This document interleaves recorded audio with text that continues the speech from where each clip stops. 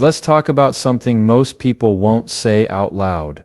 The feeling after you've pushed away the one person who actually saw you, not the version of you that you perform for the world, but the real you, the quiet one underneath all the shields. The right person came close, maybe a little too close, and suddenly you built a wall without even meaning to. You shut down, you backed off, you said I need space, but what you really needed was safety, and you didn't know how to ask for it. Everyone wants connection. It's built into our biology. A silent force driving choices, reactions, relationships, even the way we breathe when someone sits beside us. There's a longing beneath every glance, an instinct to belong, to be understood, to feel seen without judgment. Yet, when closeness knocks on the door of someone who avoids intimacy, their instinct isn't to open it. Their gut response is to bolt it shut. That internal tug of war doesn't show on the surface. To outsiders they seem indifferent, cool, maybe even uninterested. But what's happening behind the mask is something entirely different. Imagine holding two magnets, one pulling you toward warmth, the other dragging you toward distance. Both forces feel necessary, but they're in direct opposition, so you freeze, stuck between craving intimacy and fearing it. More than anything, people with these tendencies aren't heartless. Quite the opposite. Their sensitivity runs so deep it has to be guarded like treasure. Not because they don't want to share it, but because history taught them that letting someone inside risks everything. One misstep, one betrayal, one careless word, and that opening becomes a battlefield. So they'd rather keep armor on, even when it gets heavy. This isn't a decision.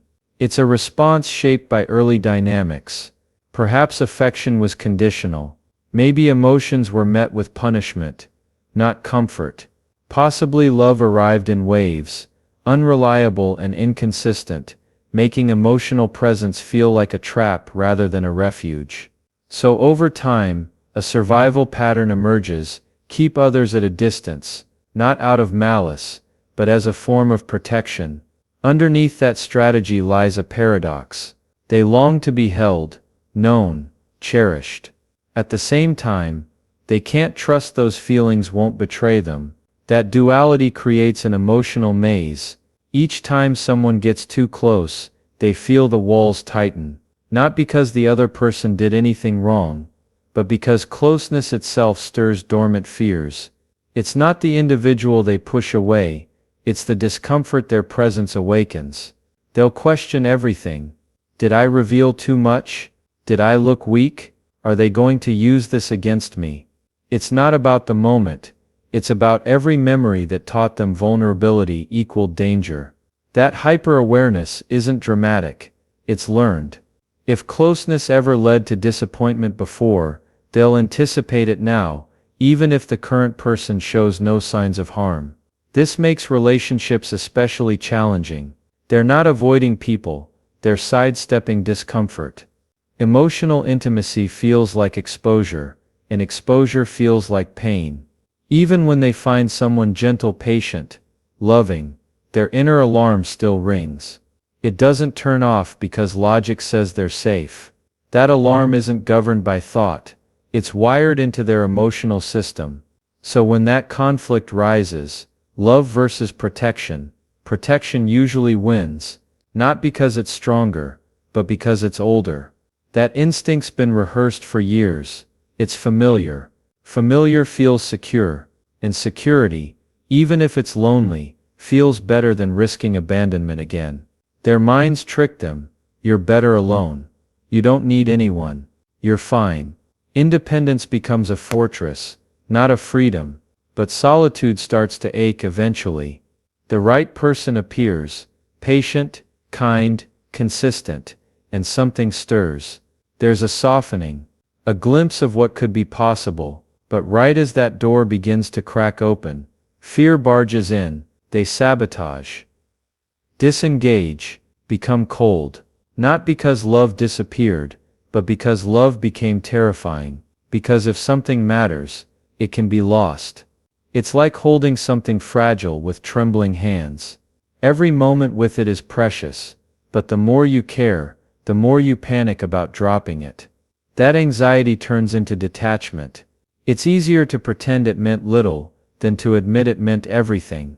Denial becomes easier than admitting that for once, someone mattered more than the fear itself. Internally, this is torment. They're not calm after pushing someone away, they're shattered, but instead of showing that, they shut down. They distract themselves, overwork, overthink, keep busy, anything to avoid the stillness, because in that silence, grief creeps in. Not just over the person they lost, but over the version of themselves they couldn't let emerge. This isn't stubbornness, it's paralysis. They don't know how to move forward, but they're terrified of going back. Growth feels impossible, because every step toward intimacy also feels like stepping off a cliff. That uncertainty, that lack of control terrifies them. So they stall, delay healing, delay conversations, delay emotions, delay everything. Meanwhile, their hearts ache for the one they let go. They replay memories, hear their voice in quiet rooms, see their face in strangers. Regret shows up in whispers. Maybe if I'd said this, maybe if I hadn't shut down, maybe if I'd tried harder. But those thoughts come too late. The moment has passed. And now they're left holding an emptiness carved by their own decisions. Yet even then, they'll rarely admit it. Pride takes over. Admitting regret feels like weakness, so they stay silent. Convince themselves it wasn't right anyway, that the timing was off, that the other person deserved someone more open, more ready. But deep down there's a knowing. They lost something beautiful, not because it wasn't real, but because they couldn't receive it. It's a quiet tragedy, one no one claps for. There's no grand heartbreak scene, no closure. Just a slow lingering ache that stays for years, because what hurts most isn't that they were left, it's that they're the ones who let go. Not because they didn't care, but because caring was too raw, too dangerous, too unfamiliar. That inner war doesn't end easily. It takes self-awareness, honesty, unlearning, rebuilding trust in others, but more importantly trust in themselves, to believe they can show emotion and still be strong. That expressing affection doesn't erase dignity. That asking for closeness isn't a flaw, it's human. But that first step is brutal. It means facing the truth, that the person they lost wasn't wrong for them. They were right, which means their absence isn't peace. It's proof of what fear cost them. Still, if they can sit in that discomfort long enough, something shifts. They realize the problem wasn't love. It was the unhealed part of them that believed love was a threat. That belief isn't permanent. It can be rewritten, slowly, gently, day by day, but only when they stop running from the very thing they've always wanted. Because underneath avoidance isn't apathy, it's longing. A deep, desperate craving for someone to stay, even when they themselves try to make them leave. There's always a pause after the goodbye. Not the spoken farewell, but the unspoken one. The moment everything goes still, the mind races, trying to assign reason to a choice the soul never agreed with. Instinct kicks in, searching for justifications, protective narratives, anything to cover up the bruise left behind. Pride steps forward wearing armor woven from past lessons, pretending there's nothing to mourn. But beneath all that self-preservation, the loss breathes, and it hurts. Just beneath awareness, something gnaws gently, a quiet recognition that maybe the departure wasn't necessary. Maybe they'd finally encountered someone who truly saw their essence, not the polished facade or distant demeanor, but the rawness they'd kept buried. Maybe that individual understood the silences, the pauses, the avoidance, and stayed anyway. And instead of embracing that rare acceptance, fear orchestrated an exit. As hours pass, denial becomes a soothing voice. It whispers stories. You needed autonomy. The connection wasn't genuine. They misunderstood you. But with every retelling, conviction fades. These stories aren't convictions. They're shields. Thin ones. Ones that start to crack when night falls, when distractions fade, when they're left alone with echoes. Then comes rationalization. It wasn't sustainable. Timing didn't align. Different values. Better this way. But the heart doesn't care about logic. It knows something irreplaceable slipped away, and it presses against the rib cage, aching for something it once feared. There's irony in that. The same closeness once perceived as suffocating now feels like oxygen long withheld. Memories resurface, smiles, glances, shared silences that spoke louder than speeches. Not dramatic scenes, simple, almost forgettable details that now carry the weight of entire chapters. A coffee mug left behind. A song overheard. A phrase only they used. Every piece brings both warmth and ache, like sunshine on a fresh scar. Healing, but painful. Still, outwardly nothing cracks. They remain composed. Cold even. Because vulnerability is unfamiliar terrain. And admitting a mistake, especially one involving affection, feels like surrender. So they lean into detachment. Not because they feel nothing, but because feeling everything would be unbearable. Friends ask questions. What happened? They shrug. Didn't work out. Nobody probes deeper. They carry themselves like someone unaffected. But inside, there's unrest. Guilt creeps in not for walking away, but for never trying to stay. They weren't driven by indifference. They were driven by terror, or dressed as indifference. They replay the turning point. The moment they pulled back. Maybe it was subtle. A missed message. A cold response. A cancelled plan. Or maybe it was abrupt.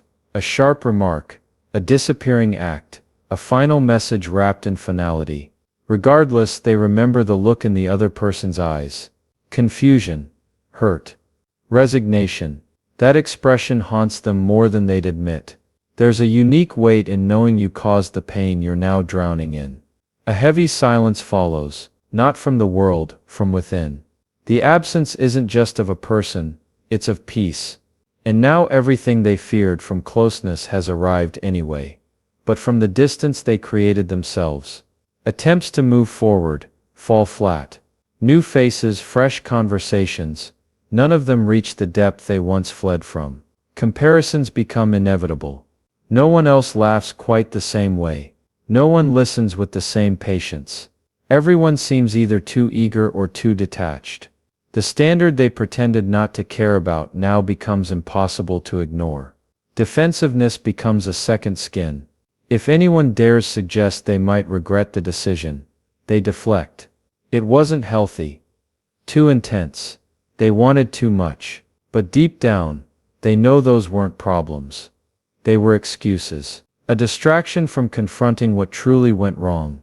Their inability to receive what they'd always claimed to seek. Sometimes the truth arrives suddenly. Sometimes it unfolds slowly, like petals under reluctant sunlight. But eventually it comes. Maybe through therapy. Maybe through a conversation. Maybe during a long solitary drive. And when it does, it's not a loud realization. It's soft, almost gentle. Just a whisper, you let something real slip through your fingers. That acknowledgement doesn't shatter them. It softens them.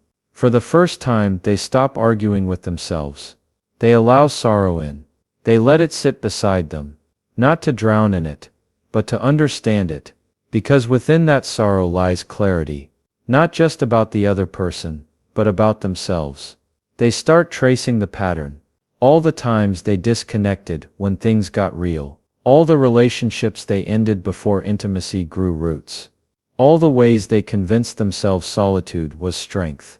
And slowly the wall begins to crumble. They don't reach for reconciliation right away. Some doors, once closed, don't open again. And maybe that chapter isn't meant to be rewritten. But what changes now is their relationship with themselves. They no longer confuse emotional distance with safety. They stop punishing their own heart for wanting connection.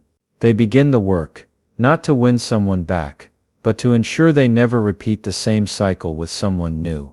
Every step forward feels like walking barefoot. Sensitive, tentative, real. They learn to speak instead of retreat. They practice listening, not just hearing. They start expressing needs instead of assuming they'll be rejected for having any. It's clumsy, uncomfortable, but it's honest. What once looked like weakness, admitting regret, confessing hurt, or missing someone now becomes a marker of growth. Not everyone understands this shift. Some still see the armor and assume nothing's changed. But inside, a revolution is happening. Quiet, steady, transformative. They no longer fear closeness. They respect its weight. They don't push people away casually anymore. They understand that every heart they touch holds its own wounds, its own bravery, its own stories. And when they see someone show up with open hands, they no longer flinch. They meet that gesture with presence. Not perfection, presence, because they've learned. The cost of pushing away what matters most isn't freedom. It's emptiness, and pride might offer temporary comfort, but it can't hold you at night. It won't understand your silence. It won't laugh at your quirks. It won't call you out when you're slipping. It won't love you. Eventually they stop hiding behind stories. They begin writing new ones. Ones where closeness doesn't mean collapse. Where honesty isn't punished. Where saying "I'm sorry" doesn't erase dignity. Where receiving love feels less like a risk and more like a return. It doesn't erase the past. That absence still lingers. That person still lives somewhere in their memory, untouched by time. But the regret no longer controls them. It guides them, reminds them, shapes them, because losing the right soul once taught them the value of holding on to the next with open arms and a braver heart. Time moves forward. Days blend, the pain dulls but doesn't vanish. Reflections arise not as loud storms but as quiet weather that settles over everything. They carry forward, appearing collected, productive, composed. Conversations occur, routines return, yet beneath it all leaves a current, a subtle pressure. It's not emptiness. It's restraint. Something remains locked inside, untouched by external noise. People think they've healed. They think they've moved on. They seem stable, functional, perhaps even content. No one sees the barricade. No one senses the internal temperature shift when anything gets close to breaking through the surface. Stillness becomes a strategy. Not because nothing stirs, but because every ripple threatens to expose what's buried deep beneath their practiced exterior. This isn't numbness. It's vigilance. Feeling fully is dangerous. When the past has taught that expressing anything too intensely leads to rejection or loss. Instead of embracing affection, they study it. Rather than returning warmth, they analyze it. Where others feel, they calculate. They're not heartless, they're guarded. Protection becomes a second language. Smiles serve as camouflage. Eye contact is measured. Vulnerability is replaced with wit, logic, or distance. They've learned to shift conversations away from anything too raw. Praise makes them uncomfortable. Support makes them suspicious. Love makes them retreat. At their core, they crave connection as deeply as anyone. But rather than chasing it, they hover near its edge, hoping someone will pull them in while simultaneously preparing to run, should it feel too real. Emotional safety isn't built on trust. It's built on control. If they control the responses, their investment, their exposure, they believe they're safe. But that safety is a cage. One built with invisible bars. On the outside they can function within friendships, partnerships, even community. On the inside, they remain untouched, not unloved, untouched. The difference is critical. Affection may exist all around them, but unless they allow it to enter, it changes nothing. The world thinks detachment means apathy. It doesn't. It means fear is still in charge. That past wounds remain unspoken. That somewhere trust was broken so deeply, they vowed never to let it happen again. The vow was silent, but it shaped everything. Every relationship, every reaction, every departure. Many who walk through life this way have no idea they're doing it. They think they're rational, careful, smart.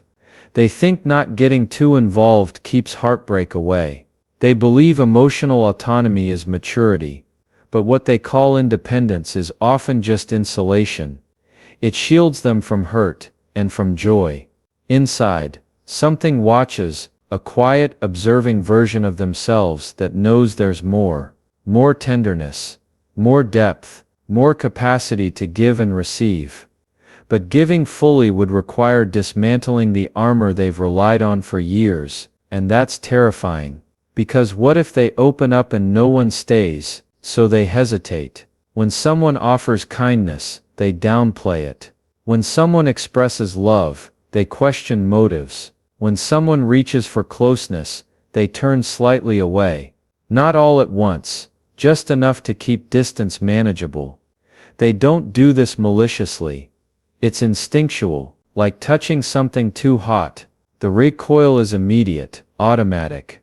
Underneath this protective layering lies grief. Grief for moments lost because of silence. Grief for feelings buried instead of shared. Grief for opportunities missed due to fear.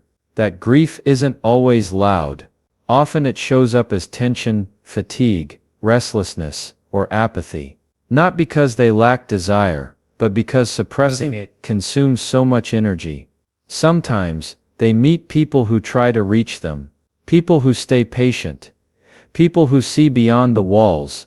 These individuals offer softness without pressure.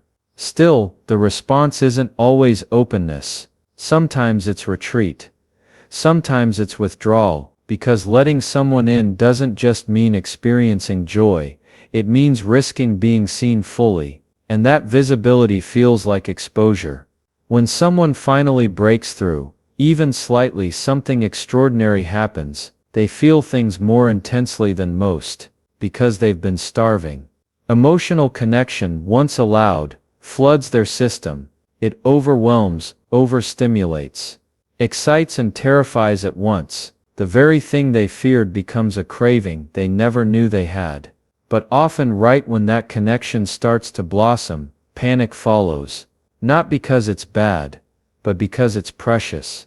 And precious things feel breakable. They fear mishandling it, losing it, or worse, being unworthy of it. That fear convinces them to shut down. Again, not to hurt anyone, but to survive. Others may call them cold, detached, distant, but those labels miss the truth. Their heart never stopped feeling, it just stopped believing it was safe to do so out loud. Their silence isn't absence, it's protection. Their withdrawal isn't punishment, it's overwhelm. They care deeply. They remember. They notice. They analyze every word, every action, every pattern. They process endlessly, but they rarely say any of it. Not because they don't want to, but because they don't know how, or because they fear what might follow if they do. Behind every protective gesture is a story. A moment when trust failed, when openness led to pain, when truth became a weapon against them. Those moments created a blueprint, one that says don't risk it. Stay neutral, stay quiet, stay safe. That blueprint becomes outdated eventually. Especially when new people arrive, who don't treat vulnerability like ammunition. These individuals bring something rare: consistency, reassurance, patience, and slowly the old system starts to crack. They begin testing emotional ground they once avoided. First in whispers, then in full sentences. Progress doesn't look like grand declarations. It looks like sending a message they almost deleted, saying yes to an invite they planned to cancel, holding someone's gaze for 2 seconds longer than usual. Small things, invisible to the world, monumental internally. Even with growth, setbacks happen, triggers reappear, doubts return, but something has changed. They've seen what's possible, and now the idea of feeling nothing forever feels more frightening than feeling everything briefly. Emotional detachment served its purpose. It kept them safe when nothing else could. But safety isn't the goal anymore. Living is. They stop viewing care as weakness. They stop treating affection like a liability. They realize being human means being affected. And that's not shameful. It's sacred. Not everyone understands their journey. That's okay. They aren't here to be understood by everyone. They're here to reclaim the part of themselves they buried under years of avoidance, silence, and overthinking. Because they never wanted to be untouched. They wanted to be held in a way that didn't make them run. That first moment of awareness doesn't roar, it whispers. A realization passes through quietly, unexpected, nearly missed. It's a flicker of honesty, a sentence unfinished in the mind, a thought paused at the tip of the tongue. Something about that fleeting truth feels heavier than anything they've carried, because it's real, because it requires them to finally stop running. Their body registers it before their mind does. A knot loosens, a breath deepens, a posture softens, not because everything is resolved, but because pretending no longer serves. The internal pretending, the rehearsed explanations, the tightly controlled detachment. Suddenly it all feels like too much effort. Shifting begins subtly. Maybe they allow themselves to sit with the silence a little longer instead of avoiding it. Maybe a journal appears on the desk again. After months of dust, maybe a question lingers instead of being silenced. What have I been avoiding? And the answer doesn't come all at once. It unfolds. Acknowledging discomfort isn't dramatic. It's disarming. At first there's shame. That this lasted so long, that they let someone leave. That they didn't show up when it mattered. That instead of choosing openness, they chose distance again. But beneath that shame lives something unexpected. Grace, because buried in regret, is the recognition that they cared more than they let themselves believe. Gradually denial thins. The need to justify past actions begins to dissolve. Excuses once relied upon start feeling empty. There's no longer satisfaction in being right, if it meant being alone. The mind, always trying to protect, begins yielding to the heart, which only ever wanted to connect. They begin sorting through pieces. Memories once boxed away emerge. Words they'd forgotten resurface. And instead of pushing them aside, they observe.